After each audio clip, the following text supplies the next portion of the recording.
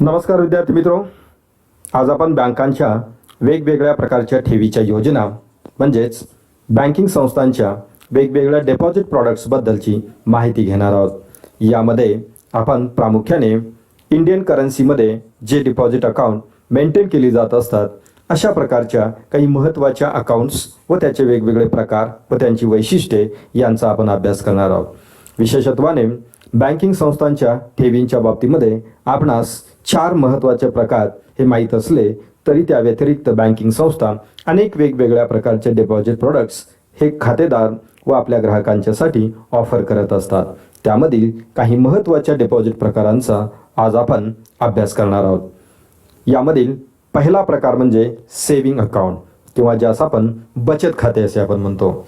बचत खाते हे सर्वसामान्य जनतेसाठी व उद्योजक व्यावसायिकांच्यासाठी देखील एक महत्त्वाचा खाते प्रकार आहे की ज्यामध्ये इंडिव्हिज्युअल व्यक्ती त्याचबरोबर वेगवेगळ्या ऑर्गनायझेशन्स बचत खाते उघडू शकतात. बचत खात्याच्या बाबतीत बचत खाते हे इंडिव्हिज्युअल व्यक्ती किंवा 2 किंवा 2पेक्षा अधिक व्यक्ती एकत्र येऊन जॉईंट अकाउंट ओपन करू शकतात. म्हणजेच बचत खाते हे वैयक्तिक खाते असू शकते, त्याचबरोबर संयुक्त खाते म्हणजेच जॉईंट अकाउंट देखील असू शकते की ज्यामध्ये 2 किंवा 2पेक्षा अधिक व्यक्ती एकत्र येऊन एक सेविंग बँक अकाउंट ओपन करत असतात. बचत खात्याच्या बाबतीमध्ये आणखीन एक महत्त्वाची विशेष व्यवस्था म्हणजे ज्या व्यक्तीचे वय 18 वर्षापेक्षा कमी आहे अशा व्यक्तीचे देखील बचत खाते उघडता येते. परंतु या खात्यास मायनर्स सेविंग अकाउंट किंवा अज्ञान बालकाचे खाते असे म्हटले जाते. अर्थात ज्या व्यक्ती सज्ञान आहेत अशा व्यक्तीच्या बँक खात्याचे नियम व ज्या व्यक्ती अज्ञान आहेत म्हणजेच वय वर्ष 18पेक्षा कमी आहेत त्याबाबतचे खात्याविषयी व्यवहार करण्याविषयीचे नियम हे वेगवेगळे असतात. मायनर्स अकाउंट ओपन करता येणे शक्य असले तरी त्या संबंधित मायनर व्यक्तीस आपले खाते स्वतः ऑपरेट करता येत नाही. तथापि त्याच्या वतीने पालक म्हणून नियुक्त केलेली व्यक्ती त्या ठिकाणी संबंधित मायनरचे अकाउंट हे त्या ठिकाणी ऑपरेट करत असते. तथापि मायनर व्यक्ती सज्ञान झाली असता म्हणजेच मेजर झाली असता त्याला आपले स्वतःचे अकाउंट स्वतः ऑपरेट करता येणे शक्य असते. त्याचबरोबर सेविंग अकाउंट ओपन करण्यासाठी विशिष्ट बँकांनी विशिष्ट मिनिमम डिपॉझिटची अट ही निर्धारित केलेली असते. म्हणजेच असे खाते ओपन करत असताना ती संबंधित मिनिमम डिपॉझिटची अमाऊंट जमा करणे आवश्यक असते. वेगवेगळ्या बँकांच्या बाबतीत ही रक्कम 500 रुपयापासून 10 ते 20,000 रुपयापर्यंत असल्याचे आपणास दिसून येते. सर्वसाधारणपणे राष्ट्रीयकृत बँकांच्या मध्ये सेविंग अकाउंट ओपन करण्यासाठी 500 रुपये 1000 रुपये इतकी रक्कम ही ठेवणे आवश्यक असते. तर काही खाजगी क्षेत्रातील बँकांच्याकडे 5,000 10,000 20,000 किंबहुना काही बँकांमध्ये यापेक्षा अधिक रक्कम मिनिमम बॅलन्स म्हणून जमा करणे आवश्यक असते.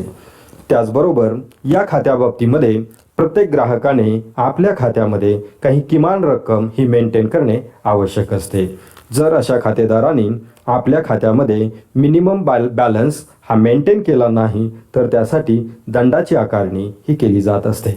सर्वसाधारणपणे भारतातील सेविंग अकाउंटवरील व्याजाचे दर पाहता ते 3.5% ते 4% दरम्यान असल्याचे आपणास पाहावयास मिळते. अर्थात रिझर्व्ह बँक ऑफ इंडियाच्या निर्देशानुसार या व्याजदरामध्ये वेळोवेळी बदलही केले जात असतात. त्याचबरोबर जे सुपर सेविंग अकाउंट म्हणजेच विशेष बचत खाते असते अशा खात्यावरती या व्याजदरापेक्षा अधिक व्याजदर देण्याची व्यवस्था देखील बँकांनी केलेली असते. अर्थात अशा सुपर सेविंग बँक अकाउंट बाबत बँकिंग व्यवहार करण्याचे नियम व मिनिमम बॅलन्सची अट ही वेगवेगळी निर्धारित केलेली असते. संबंधित नियम निर्धारित करण्याचे अधिकार त्या बँकेच्या प्रशासनाला हे दिलेले असतात. त्यानुसार सुपर सेविंग बँक अकाउंटचे नियम हे ठरवले जात असतात. सेविंग बँक अकाउंट धारकास पासबुक व चेकबुकची सुविधा ही उपलब्ध करून दिलेली असते. त्याचबरोबर या खातेधारकास internet banking, mobile banking, NEFT, RTGS यासारख्या विविध प्रकारच्या इलेक्ट्रॉनिक बँकिंग सुविधा देखील उपलब्ध असतात. सेविंग अकाउंट ओपन करण्यासाठी नो युअर कस्टमर पॉलिसीनुसार KYC रूल्स हे ॲप्लिकेबल असतात. म्हणजेच ज्या व्यक्तीला सेविंग अकाउंट ओपन करावयाचे आहे त्या व्यक्तीने आपल्या ओळखीचे विविध प्रकारचे निर्देशित पुरावे हे जमा करणे आवश्यक असते की ज्यामध्ये पासपोर्ट, मतदान ओळखपत्र, आधार कार्ड यासारख्या निर्देशित डॉक्युमेंटचा समावेश हा त्यामध्ये केलेला असतो. सेव्हिंग अकाउंटच्या बाबतीमध्ये बँकेत जाऊन कॅश विड्रॉल करण्यावरती मर्यादा असतात. म्हणजेच महिन्यातून जास्तीत जास्त 6 वेळा बँकेच्या ब्रांचमध्ये जाऊन कॅश विड्रॉल करता येते. तथापि बँकेच्या व इतर बँकेच्या ATM नेटवर्कमधून किती वेळा कॅश विड्रॉ करता येऊ शकते त्यावरती कुठल्याही प्रकारचे निर्बंध नसतात. तथापि इंटरबँक ATM चार्जेस हे लागू असतात. तर विद्यार्थी मित्रो, सेव्हिंग अकाउंट हे असे एक महत्त्वाचे व सर्वसामान्य जनतेसाठी अत्यंत उपयुक्त असणारे हे खाते आहे की ज्यामध्ये सर्वसामान्य जनता आपल्या दैनंदिन उत्पन्नामधील बचत या खात्यामध्ये जमा करत असतात. त्यानंतर बँकेतील खात्याचा दुसरा प्रकार म्हणजेच करंट अकाउंट की ज्याला आपण चालू खाते असे आपण म्हणतो. चालू खाते हे इंडिव्हिज्युअल व्यक्तीला ओपन करता येत नाही. यासाठी रजिस्टर्ड ऑर्गनायझेशन, संस्था, संघटना किंवा वेगवेगळ्या प्रकारच्या इन्स्टिट्यूशनना अशा प्रकारचे करंट अकाउंट हे ओपन करता येते. करंट अकाउंट ओपन करण्यासाठी KYC रूल हा ॲप्लिकेबल असतो की ज्यामध्ये प्रामुख्याने त्या संस्थेचे किंवा व्यापारी आस्थापनेचे रजिस्ट्रेशन सर्टिफिकेट, इलेक्ट्रिसिटी बिल किंवा टेलिफोन बिल यासारखे डॉक्युमेंट सादर करणे आवश्यक असते. अर्थात करंट अकाउंट देखील सेव्हिंग अकाउंटप्रमाणे जॉईंट अकाउंट या पद्धतीने ओपन करता येऊ शकते. ते इंडिव्हिज्युअल किंवा जॉईंट अकाउंट या पद्धतीने ऑपरेट करण्याची सुविधा असते. त्याचबरोबर करंट बँक अकाउंट हे त्या ठिकाणी विशेषत्वाने उद्योजक, व्यावसायिक व व्यापाऱ्यांच्यासाठी उपयुक्त असणारे विशिष्ट प्रकारचे बँक अकाउंट आहे. या अकाउंट प्रकारामध्ये वैयक्तिक व्यक्ती स्वतःच्या नावे करंट अकाउंट ओपन करू शकत नाही. तथापि त्याच्या नावे उद्योग, व्यवसाय, दुकान किंवा यासारख्या आस्थापनांचे रजिस्ट्रेशन असेल तर ती व्यक्ती त्या संस्थेच्या किंवा त्या संबंधित शॉपच्या नावे करंट अकाउंट ओपन करू शकते व ती व्यक्ती सदर खाते चालवू शकते. या खात्याच्या बाबतीमध्ये आणखीन एक महत्त्वाचे वैशिष्ट्य म्हणजे करंट अकाउंटमध्ये जमा असणाऱ्या रकमेवरती कोणत्याही प्रकारचे व्याज हे दिले जात नाही. म्हणजेच यावरती 0 रेट ऑफ इंटरेस्ट असतो. तथापि या खात्यामध्ये रक्कम जमा करणे व रक्कम काढून घेण्यावरती कुठल्याही प्रकारचे निर्बंध नसतात. म्हणजेच आपण कितीही वेळा रक्कम जमा करू शकतो व कितीही वेळा संबंधित खात्यातून रक्कम काढू शकतो. या खातेधारकास देखील चेकबुक सुविधा ही अवेलेबल असते. सेव्हिंग अकाउंटप्रमाणेच internet banking, mobile banking, NEFT, RTGS, electronic clearing service यासारख्या विविध प्रकारच्या सुविधा उपलब्ध असतात. तथापि यापेक्षा आणखीन एक महत्त्वाची सुविधा म्हणजे करंट अकाउंट होल्डर्सना ओव्हरड्राफ्ट म्हणजेच OD फॅसिलिटी अवेलेबल असते. करंट अकाउंट होल्डरने संबंधित बँकेकडून ओव्हरड्राफ्ट फॅसिलिटी ॲक्टिवेट करून घेतल्यास त्याच्या खात्यामध्ये शिल्लक असलेल्या रकमेपेक्षा अधिक रक्कम ही विड्रॉ करण्याची सुविधा करंट अकाउंट होल्डरला दिलेली असते. अर्थात अधिकची रक्कम विड्रॉ करण्याची उच्चतम मर्यादा ओव्हरड्राफ्ट बरोबर निर्धारित करण्यात आलेली असते. या मर्यादेपर्यंत केव्हाही त्याच्या गरजेप्रमाणे संबंधित खातेदार ओव्हरड्राफ्ट फॅसिलिटीचा उपयोग करू शकतो. त्याचबरोबर करंट अकाउंट होल्डर्सला आपल्या खात्यातून रक्कम काढण्यासाठी विड्रॉल स्लिपचा वापर करता येत नाही. तो त्या ठिकाणी रिस्ट्रिक्टेड असतो. त्यासाठी चेकबुकची सुविधा दिलेली असते. तो चेकबुकच्या माध्यमातून आपल्या खात्यातील रक्कम काढू शकतो किंवा वापरू शकतो. जेव्हा त्यास स्वतःसाठी रकमेची गरज असते, रोख रकमेची आवश्यकता असते, तेव्हा करंट अकाउंट होल्डर सेल्फ या नावाने चेक काढून रोख रक्कम मिळवू शकतो व इतरांना रक्कम द्यावयाची असल्यास तो इतराच्या नावे चेक देऊ शकतो व त्याच्या खात्यातील रक्कम संबंधित लाभार्थ्याला ही ट्रान्सफर केली जात असते. तर अशा प्रकारचे इंटरेस्ट फ्री किंवा 0 इंटरेस्टचे व व्यावसायिक उद्योजकांच्यासाठी उपयुक्त असणारे रक्कम जमा करणे व काढून घेणे यावरती कुठल्याही प्रकारचे निर्बंध नसणारे हे एक विशेष खाते असून त्याचा उपयोग उद्योजक आणि व्यावसायिक करत असतात. त्यानंतर तिसरा एक महत्त्वाचा प्रकार म्हणजे फिक्स डिपॉझिट अकाउंट, ज्याला आपण मुदत ठेव खाते असे देखील म्हणतो. यालाच टाइम डिपॉझिट अकाउंट असेही म्हटले जाते. फिक्स डिपॉझिट अकाउंट हे इंडिव्हिज्युअल व्यक्ती किंवा संस्था, संघटना या दोघांनाही त्या ठिकाणी ओपन करता येते. फिक्स डिपॉझिट अकाउंट हे जॉईंट अकाउंट किंवा इंडिव्हिज्युअल अकाउंट या दोन्ही प्रकारचे त्या ठिकाणी असू शकते. तथापि फिक्स्ड डिपॉझिट अकाउंट ओपन करण्यासाठी KYCचे सर्व रूल्स ॲप्लिकेबल असतात. जेव्हा व्यक्तीच्या नावे FD ओपन करायची असते तेव्हा इंडिव्हिज्युअल आयडेंटिफिकेशन डॉक्युमेंट्स जसे की पॅन कार्ड, आधार कार्ड यासारखे डॉक्युमेंट सबमिट करणे आवश्यक असते. तथापि उद्योग, व्यवसाय व वेगवेगळ्या प्रकारच्या आस्थापनांना आपली फिक्स्ड डिपॉझिट करावयाची असल्यास त्यांना letter of registration, electricity bill यासारखी संस्थेची डॉक्युमेंट सादर करणे आवश्यक असते. फिक्स्ड डिपॉझिट अकाउंट हे वन टाइम डिपॉझिट अकाउंट असते की ज्यामध्ये वारंवार रक्कम पुन्हा पुन्हा जमा करणे शक्य असत नाही. तथापि संबंधित धारकाकडे अधिक रक्कम FD करावयाची असल्यास तो स्वतंत्रपणे नवीन फिक्स्ड डिपॉझिट अकाउंट ओपन करून त्याच बँकेमध्ये दुसरी फिक्स्ड डिपॉझिट अकाउंटची रक्कम ही ठेवू शकतो. तथापि पूर्वीच्याच अकाउंटमध्ये रक्कम ॲडिशन करण्याची सुविधा या FDमध्ये उपलब्ध नसते. FD हे हायेस्ट रेट ऑफ इंटरेस्ट देणारे खाते असून की ज्यावरती खूप सर्वाधिक मोठा व्याजदर बँकांच्याकडून हा दिला जात असतो. तथापि मुदतीपूर्वी या खात्यातील रक्कम विड्रॉ केली असता बँकांच्याकडून पेनल्टी आकारली जात असते. बँकांच्या दृष्टिकोनातून ही एक हाय कॉस्ट डिपॉझिट असते कारण बँकांना या ठेवीवरती सर्वाधिक व्याजदर द्यावा लागत असतो. फिक्स्ड डिपॉझिट धारकास बँकेकडून फिक्स्ड डिपॉझिट सर्टिफिकेट हे दिले जात असते की ज्यावरती ठेवीदाराचे नाव, ठेव ठेवल्याची दिनांक व मुदतपूर्तीचा दिनांक, ठेवीची रक्कम, व्याजाचा दर, व्याजाची रक्कम व अंतिम देयक या संबंधीची रक्कम त्याच्यावरती नोंदवलेली असते.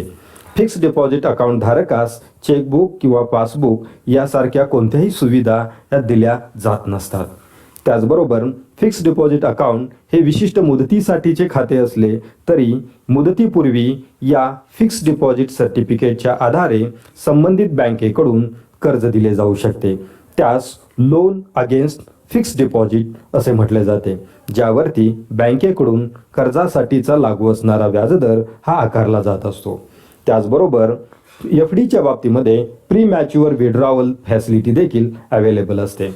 म्हणजेच विशिष्ट खातेदाराने 5 वर्षासाठी मुदत ठेवलेली असेल परंतु त्या मुदतीपूर्वीच त्याला रोख रकमेची आवश्यकता असेल तर त्या मुदतीपूर्वी FD त्या ठिकाणी विड्रॉ करता येण्याची सुविधा देखील यामध्ये असते. तथापि या मुदतीसाठी ॲश्युअर केलेला व्याजदर मात्र दिला जात नाही. उलट बँकेकडून पेनल्टी रक्कम ही चार्ज केली जात असते. भारतातील प्रथा आणि परंपरांच्या नुसार भारतात जास्तीत जास्त 10 वर्षापर्यंत मुदतीच्या फिक्स्ड डिपॉझिट करता येतात व किमान मुदत ही 7 दिवस असते. म्हणजेच फिक्स्ड डिपॉझिटची रेंज ही सर्वसाधारणपणे 7 दिवस ते 10 वर्ष इतक्या कालावधीची असते. म्हणजे किमान 7 दिवस मुदत किंवा कमाल 10 वर्षापर्यंत मुदत ठेवता येणे शक्य असते. तर अशा प्रकारचे मुदत ठेव खाते हे देखील एक वैशिष्ट्यपूर्ण खाते प्रकार असतो. यासारखा अकाउंट नंतर आता आपण रिकरिंग डिपॉझिट अकाउंट म्हणजेच RD या खाते प्रकाराबद्दलची माहिती घेणार आहोत. ज्या खातेधारकांना किंवा ज्या व्यक्ती व संस्थेला FDमध्ये एक रकमी रक्कम ठेवणे शक्य नसते मात्र त्यांना विशिष्ट मुदतीसाठी ठराविक रक्कम बँकेत डिपॉझिट करण्याची आवश्यकता वाटते, अशा खातेदारांच्यासाठी रिकरिंग डिपॉझिटची सुविधा उपलब्ध करून दिलेली असते. या खात्यासाठी फिक्स्ड डिपॉझिट प्रमाणेच इंडिव्हिज्युअल, ऑर्गनायझेशन व जॉईंट अकाउंट या प्रकारचे खाते ओपन करता येतात. या खात्यासाठी KYCचे रिझर्व्ह बँक ऑफ इंडियाने निर्देशित केलेले सर्व नियम व अटी लागू असतात. या खात्यासाठी किमान 10 रुपये इतकी मिनिमम डिपॉझिट ही निर्धारित करण्यात आलेली आहे व त्यापेक्षा अधिक रकमेची रिकरिंग डिपॉझिट आपणास करता येऊ शकते. RBIच्या निर्देशानुसार रिकरिंग डिपॉझिट अकाउंट ओपन करण्यासाठी किमान कालावधी हा 6 महिन्याचा असतो तर कमाल कालावधी हा 10 वर्षाचा असतो.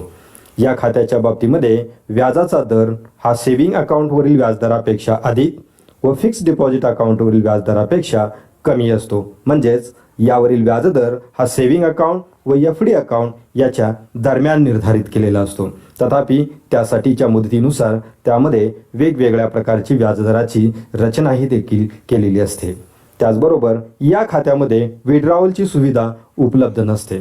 तथापि मुदतीपूर्वी या खात्यातील रक्कम काढावयाची असल्यास प्री मॅच्युअर क्लोजरची सुविधा उपलब्ध करून दिलेली असते.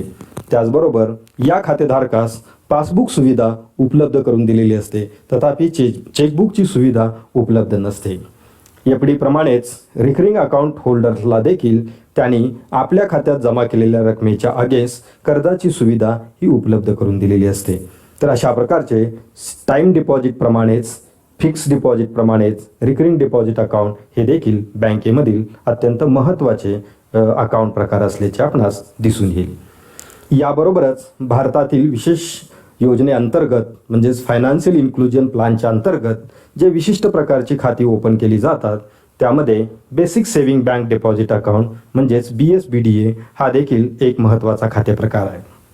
अर्थात हे एक सेव्हिंग अकाउंट असले तरी की या खात्यासाठीचे काही नियम हे वेगळे आहेत आणि त्यामुळे आपण हे खाते प्रकार हा स्वतंत्रपणे अभ्यासणार आहोत.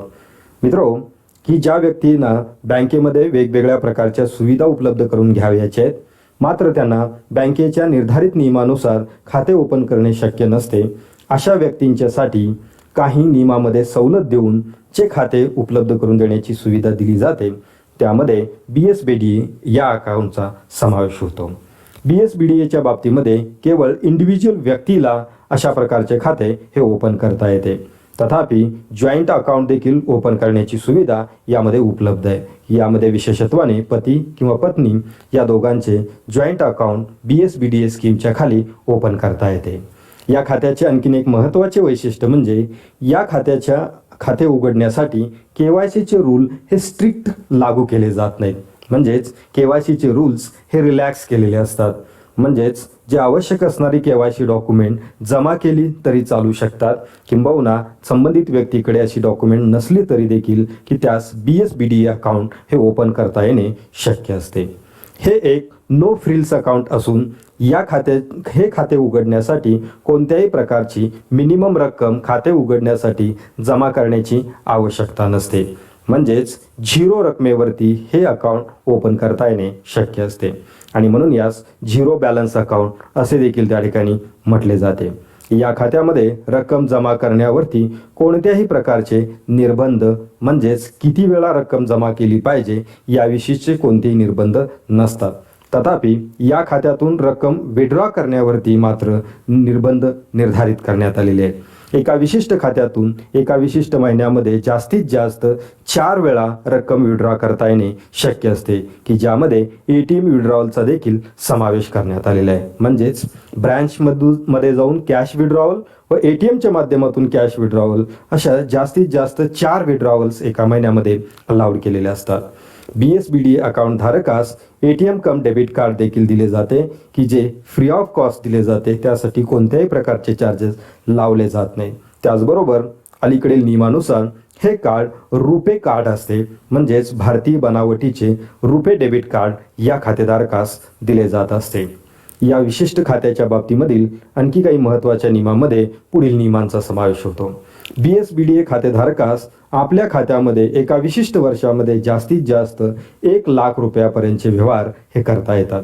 त्यापेक्षा अधिक रकमेचे व्यवहार या खात्याच्या माध्यमातून करता येत नाहीत, कारण या खात्यासाठी KYC फुलफिलमेंट झालेली नसते आणि म्हणून यासाठीची उच्चतम मर्यादा ही 1 लाख रुपये इतकी निर्धारित करण्यात आलेली आहे. त्याचबरोबर या खात्यात एकाच वेळेला 50,000 रुपये किंवा त्यापेक्षा अधिक बॅलन्स हा मेंटेन करता येत नाही. त्याचबरोबर या खात्यामध्ये कुठल्याही प्रकारचे फॉरेन रेमिटेन्सेस म्हणजेच परदेशातून येणारा पैसा हा जमा करता येत नाही. भारतात होणाऱ्या अँटी मनी लॉन्ड्रिंग कायद्यातील तरतुदीनुसार ज्या काही मनी लॉन्ड्रिंगच्या ॲक्टिव्हिटी घडतात यावरती रिस्ट्रिक्शन आणण्यासाठी फॉरेन रेमिटेन्सेस रिस्ट्रिक्ट करण्यात आलेले आहेत. म्हणजेच हे खाते फक्त भारतात रक्कम ट्रान्सफर करणे किंवा डिपॉझिट करण्यासाठी वापरता येऊ शकते. विशेष बाब म्हणजे हे खाते हे विशेष अल्प उत्पन्न गटातील व्यक्तींसाठी, त्याचबरोबर शासनाच्या वेगवेगळ्या प्रकारच्या अनुदानाच्या योजनांचे लाभ देण्यासाठी विशेष प्रकारचे खाते म्हणून हा खाते प्रकार बँकिंग संस्थांच्याकडून चालवला जातो.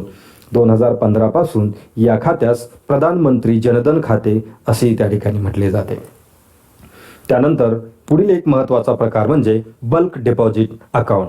बल्क डिपॉझिट म्हणजेच मोठ्या रकमेची खाती, की ज्यामध्ये विशिष्ट नियमानुसार रिझर्व्ह बँक ऑफ इंडियाने निर्धारित करून दिलेल्या रकमेनुसार या खात्यामध्ये रक्कम जमा करता येते. बल्क डिपॉझिट अकाउंटमध्ये इंडिव्हिज्युअल किंवा ऑर्गनायझेशन दोन्ही प्रकारच्या घटकांना बल्क डिपॉझिट अकाउंट ओपन करता येते. हे अकाउंट इंडिव्हिज्युअल अकाउंट किंवा जॉईंट अकाउंट या दोन्ही प्रकारामध्ये उपलब्ध असते. या खात्यासाठी देखील KYCचे सर्व रूल्स फुलफिल करणे आवश्यक असते. यामध्ये रिझर्व्ह बँकेच्या निर्देशानुसार रिजनल रुरल बँक व कोऑपरेटिव्ह बँकांच्या बाबत बल्क डिपॉझिट अकाउंटसाठीची किमान मर्यादा ही 15 लाख रुपये इतकी निर्धारित करण्यात आलेली आहे. तर इतर कमर्शियल बँकांच्यासाठी मग त्या राष्ट्रीयकृत बँक्स असतील किंवा खाजगी बँक्स असतील की यांच्यासाठी मिनिमम रक्कम ही 2 कोटी रुपये इतकी निर्धारित करण्यात आलेली आहे. म्हणजेच एखाद्या व्यक्तीस किंवा संस्थेस RRB किंवा कोऑपरेटिव्ह बँकेमध्ये बल्क डिपॉझिट अकाउंट ओपन करावयाचे असल्यास किमान 15 लाख रुपये किंवा त्याहून अधिक रक्कम जमा करणे आवश्यक असते. तर इतर उर्वरित खाजगी व राष्ट्रीयकृत बँकांच्या मध्ये बल्क डिपॉझिट अकाउंट ओपन करावयाचे असल्यास किमान 2 कोटी रुपये व त्यापेक्षा अधिक रक्कम जमा करणे आवश्यक असते. त्यापेक्षा कमी रक्कम घेऊन बल्क डिपॉझिट अकाउंट हे ओपन करता येणे शक्य नसते. म्हणजेच हे एक विशिष्ट प्रकारचे खाते असून बल्क डिपॉझिट म्हणजे मोठ्या रकमेच्या डिपॉझिट कलेक्ट करण्यासाठी बँकिंग संस्था अशा प्रकारच्या खाते प्रकाराची सुविधा ही उपलब्ध करून देत असतात. विशेष म्हणजे बल्क डिपॉझिट अकाउंट हे सेव्हिंग, करंट व रिकरिंग या प्रकारामध्ये नसते, तर ते केवळ फिक्स्ड डिपॉझिट अकाउंट या प्रकारामध्येच असते. त्याचबरोबर बँकिंग संस्थांना याच्यावरती विशेष अधिक व्याजदर देण्याची मुभा देण्यात आलेली असते. त्याचबरोबर वेगवेगळ्या खातेदारांना डिफरंट इंटरेस्ट रेट चार्ज करण्याची मुभा देखील बँकिंग संस्थांना दिलेली असते. म्हणजेच एकाच प्रकारच्या डिपॉझिट ठेवणाऱ्या 2 वेगवेगळ्या व्यक्तींना वेगवेगळ्या प्रकारचे व्याजदर हे चार्ज केले जाऊ शकतात. तशा प्रकारचे विशेष अधिकार या अकाउंट प्रकारातील तरतुदीनुसार बँकिंग संस्थांना उपलब्ध करून दिलेले आहेत. त्याचबरोबर या खाते प्रकारामध्ये प्रीमॅच्युअर विड्रॉल अलाउड करायची किंवा नाही हे संपूर्ण अधिकार हे बँकिंग संस्थेकडे असतात. म्हणजेच बँकिंग संस्थेला ह्या दिलेल्या अधिकारानुसार संबंधित खातेदारास मुदतीपूर्वी रक्कम द्यायची किंवा नाही द्यायची याबाबतचे संपूर्ण अधिकार त्यांच्या हातामध्ये केंद्रित झालेले असतात. मात्र सर्वसाधारण फिक्स डिपॉझिटमध्ये मुदतीपूर्वी रक्कम विड्रॉ करण्याचा अधिकार हा खातेदाराला असतो. मात्र बल्क डिपॉझिट अकाउंटमध्ये हा अधिकार बँकेने राखून ठेवलेला असतो. तथापि बँक त्यांच्या आवश्यकतेनुसार अशा प्रकारच्या प्री मॅच्युअर विड्रॉल अलाउड करत असतात. तथापि त्यावरती पेनल इंटरेस्ट रेट हे चार्ज करत असतात. या खात्यातील रकमेवरती आधारित लोनची सुविधा शक्यतो उपलब्ध करून दिली जात नाही. तर विद्यार्थी मित्रांनो, नॉन रेसिडेन्शियल इंडियन्स व त्यांच्या संदर्भात जे वेगवेगळ्या प्रकारच्या खात्याच्या सुविधा बँकिंग संस्थांच्यामध्ये उपलब्ध असतात त्यामधील काही महत्त्वाचे खाते प्रकार आपण पाहणार आहोत. यामधील पहिला प्रकार म्हणजे FCNR की ज्याला foreign currency non resident account असे म्हटले जाते. FCNR हे त्या ठिकाणी non residential Indians, persons with Indian origin, त्याचबरोबर ओव्हरसीज सिटीजन ऑफ इंडिया अशा 3 प्रकारच्या व्यक्ती किंवा संस्थांना FCNR खाते ओपन करता येते. नॉन रेसिडेन्शियल इंडियन्स, त्याचबरोबर पर्सन विथ इंडियन ओरिजिन व ओव्हरसीज सिटीजन ऑफ इंडिया म्हणजेच जे परदेशी नागरिक आहेत आणि ज्यांनी भारताचं नागरिकत्व स्वीकारलेलं आहे अशा ओव्हरसीज सिटीजन ऑफ इंडिया यांना भारतामधील बँकांच्यामध्ये FCNR हे खाते उघडता येते. तथापि बांगलादेश व पाकिस्तानमधील व्यक्ती किंवा संस्थांना भारतीय बँकांच्यामध्ये FCNR खाते ओपन करावयाचे असल्यास त्यासाठी RBIचे प्रायर अप्रूव्हल घेणे आवश्यक असते. या खात्यासाठी RBIने निर्धारित करून दिलेले KYCचे सर्व रूल ॲप्लिकेबल असतात की ज्यामध्ये पासपोर्ट किंवा इतर संबंधित डॉक्युमेंट्स सबमिट करण्याची आवश्यकता असते. त्याचबरोबर 2 किंवा 2 पेक्षा अधिक व्यक्ती देखील अशा प्रकारचे FCNR अकाउंट हे ओपन करू शकतात. या खात्यामध्ये प्रामुख्याने विदेशी चलनामधील रक्कम ही जमा करता येते. म्हणून यास विदेशी चलनातील खाते फॉरेन करन्सी अकाउंट असेही म्हटले जाते. या खात्यामध्ये 6 वेगवेगळ्या प्रकारच्या करन्सीमध्ये बॅलन्स मेंटेन करता येणे शक्य असते की ज्यामध्ये US डॉलर, पाऊंड स्टर्लिंग, जापानी येन, युरो, ऑस्ट्रेलियन डॉलर व कॅनेडियन डॉलर या महत्त्वाच्या चलनामध्ये भारतीय बँकांच्यामध्ये FCNR अकाउंटमध्ये थेट रक्कम जमा करता येते. म्हणजेच अशा खात्यामध्ये या डॉलरच्या स्वरूपात जमा केलेली रक्कम रुपयामध्ये कन्वर्ट न करता त्या देशाच्या चलनामध्येच त्या खात्यामधील बॅलन्स हा मेंटेन केलेला असतो.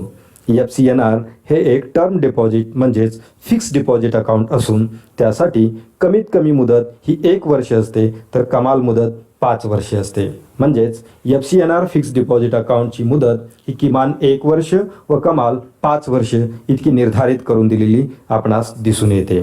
त्याचबरोबर या खात्यावरील व्याजदर निर्धारित करण्याचे अधिकार संबंधित बँकांना हे प्रदान करण्यात आलेले आहेत.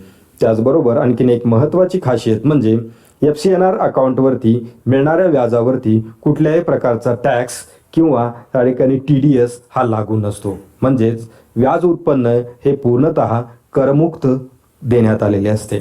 त्याचबरोबर हे एक FD असल्यामुळे या FCNR डिपॉझिट अकाउंटच्या तारणावरती किंवा FDच्या सर्टिफिकेटच्या आधारे कर्जाची सुविधा उपलब्ध असते व हे कर्ज इंडियन करन्सी व संबंधित देशाच्या करन्सीमध्ये देण्याची देखील व्यवस्था करण्यात आलेली असते.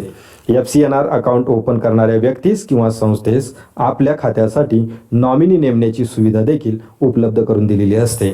असा नॉमिनी भारतीय नागरिक किंवा नॉन रेसिडेन्शियल इंडियन किंवा संबंधित देशातील नागरिक व्यक्ती किंवा संस्था ही असू शकते. तर याला FCNR म्हणजेच foreign currency non resident account असे म्हटले जाते. त्याचबरोबर याच प्रकारामधील आणखीन एक महत्त्वाचा खाते प्रकार म्हणजे NRE account non resident external RuPay account. नावाप्रमाणेच विदेशी किंवा विदेशात राहणाऱ्या नागरिकांना भारतीय बँकांच्या मध्ये रुपयामध्ये बॅलन्स मेंटेन करण्यासाठी ज्या अकाउंटची सुविधा उपलब्ध करून दिली जाते त्यास non residence external RuPay account असे म्हटले जाते. FCNR प्रमाणेच NRI, PIO, OCI या व्यक्ती किंवा संस्थांना हे खाते ओपन करता येते. त्याप्रमाणेच बांगलादेश, पाकिस्तान या देशातील व्यक्ती किंवा संस्थांना NRE अकाउंट ओपन करण्यासाठी RBIची परवानगी घेणे आवश्यक असते. या खात्यासाठी KYCचे सर्व नियम हे ॲप्लिकेबल असतात. त्यानुसारच खाते ओपन करणे आवश्यक असते. त्याचबरोबर 2 किंवा 2 पेक्षा अधिक नॉन रेसिडेन्शियल इंडिव्हिज्युअल्स एकत्र येऊन त्या ठिकाणी जॉईंट NRE अकाउंट ओपन करू शकतात. या खात्याचे महत्त्वाचे वैशिष्ट्य म्हणजे या खात्यात कोणत्याही चलनात जमा केलेली रक्कम ही इंडियन रुपीजमध्ये कन्वर्ट होऊन खात्यात जमा केली जात असते. या खात्यामध्ये विशेष म्हणजे सेव्हिंग, करंट, फिक्स व रिकरिंग डिपॉझिट या 4 प्रकारच्या खाते प्रकारामध्ये NRE अकाउंट उपलब्ध असते. मात्र FCNRच्या बाबतीमध्ये फक्त फिक्स डिपॉझिट अकाउंटची सुविधा उपलब्ध असते. मात्र NRE अकाउंटच्या बाबतीमध्ये बँकेतील saving account, current account, fix deposit account व रिकरिंग अकाउंट या 4ही प्रकारच्या सुविधा उपलब्ध असतात. तथापि हे खाते FD या प्रकारामध्ये ओपन केलेले असल्यास त्यासाठी किमान मुदत 1 वर्ष व कमाल मुदत ही 10 वर्षापर्यंत निर्धारित करून दिलेली आहे. त्याचबरोबर बँकिंग संस्था या खात्यावरचे व्याजदर स्वतः त्या ठिकाणी निर्धारित करू शकतात. त्याचबरोबर या खात्यावरती इंटरेस्ट म्हणजे व्याज जे दिले जाते ते त्या ठिकाणी नॉन टॅक्सेबल आहे. यावरती व्याजाच्या रकमेवरती टॅक्स भरण्याची आवश्यकता नसते. जर NRE अकाउंट FD या प्रकारामध्ये असेल तर त्याच्यावरती कर्जाची सुविधा उपलब्ध करून दिलेली असते. मात्र हे कर्ज भारतीय रुपयामध्येच उपलब्ध असते.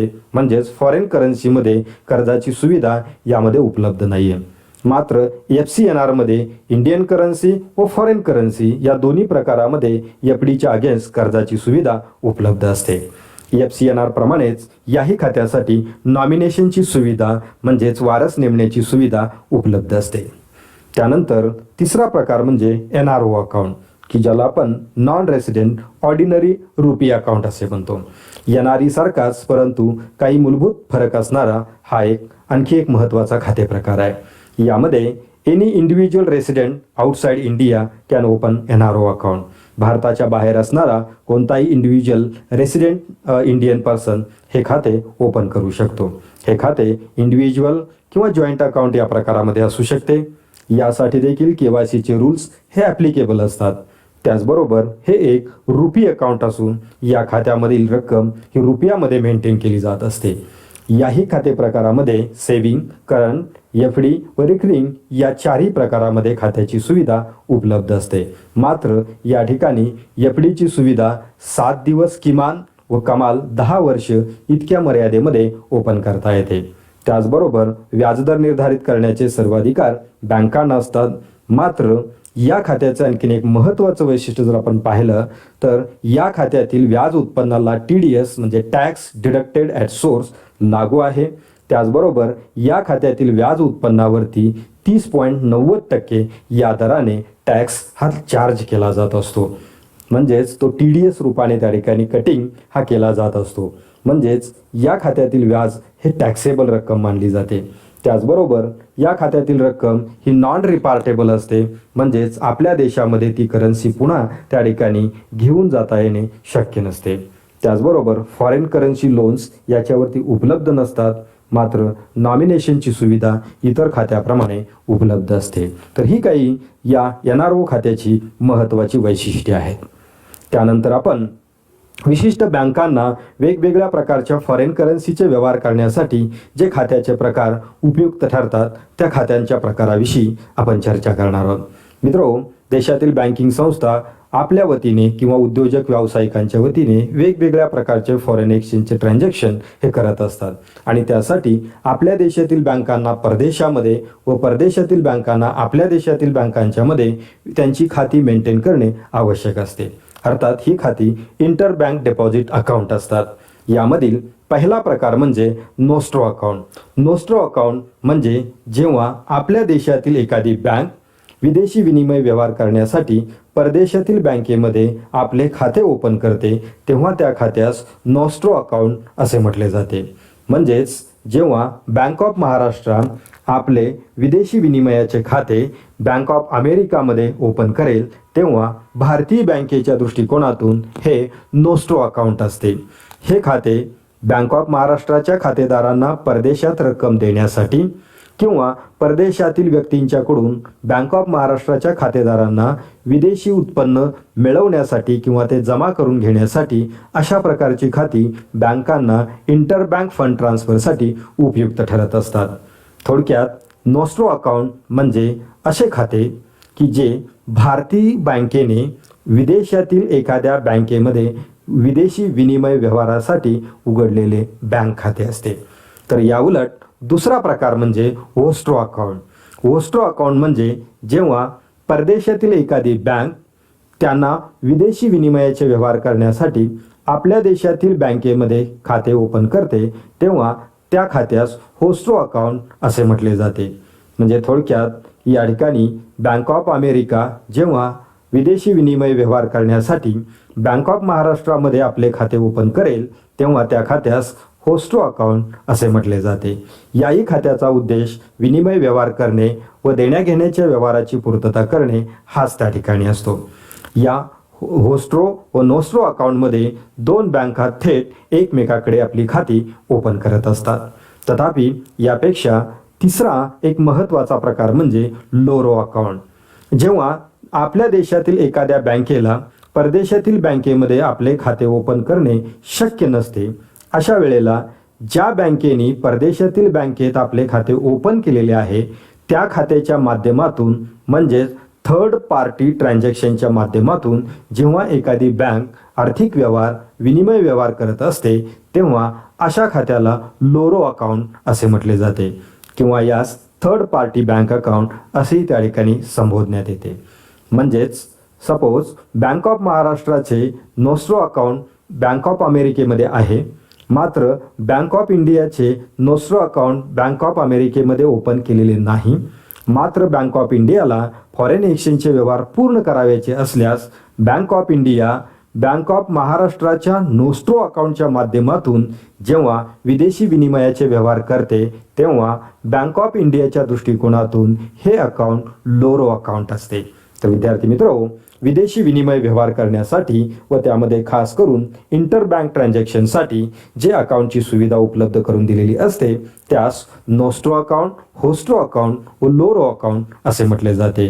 नोस्ट्रो अकाउंट म्हणजे आपल्या देशातील बँक परदेशातील बँकेमध्ये जे अकाउंट ओपन करते त्यास नोस्ट्रो अकाउंट, तर परदेशातील बँक आपल्या देशामधील बँकेमध्ये जे अकाउंट ओपन करते त्यास होस्ट्रो अकाउंट व थर्ड पार्टी बँक जे अकाउंट जे ओपन केले जाते किंवा इतर बँकेच्या नोस्ट्रो अकाउंटच्या माध्यमातून जे ट्रान्झॅक्शन आपल्या देशातील इतर बँका करतात त्यास लोरो अकाउंट असे म्हटले जाते. तर विद्यार्थी मित्रांनो, खात्याचे असे अनेक वेगवेगळ्या प्रकारचे प्रकार या बँकिंग संस्थांच्या मधून दिले जात असतात. तथापि यामधील काही महत्त्वाचे खाते प्रकार आज आपण अभ्यासलेले आहेत. धन्यवाद.